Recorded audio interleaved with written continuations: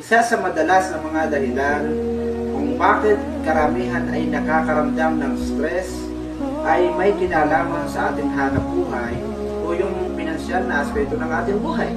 Kung kaya't maliban sa ating patuloy na pagsusumikap o dagdag na pagsusumikap, kailangan din po natin matutunan ang tunay na pananalig, pagtitiwala sa Allah subhanahu wa ta'ala. Sabi ng Nabi sallallahu alaihi wasallam, "Law annakum tatawakkaluna 'ala Allah haqqa tawakkuli, larazaqakum kama yarzuqu at-tayr taghdu khimasa wa taruhu bitana." Sabi ng Nabi sallallahu alaihi wasallam, kung kayo ay magtitiwala sa Allah subhanahu wa ta'ala ng tunay na pagtitiwala,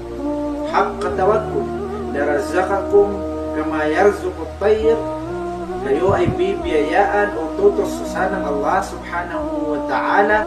na tulad ng kanyang pagtustos sa mga ibon kung saan sila ay lumilipad sa umaga walang laman yung kanilang sikmura at sila ay magbabalik sa hapon na sila ay busog. Mga kapatid, sa agama ng Allah subhanahu wa ta'ala, kailangan natin matutunan ang hakikat, yung tunay na pagtitiwala sa Allah subhanahu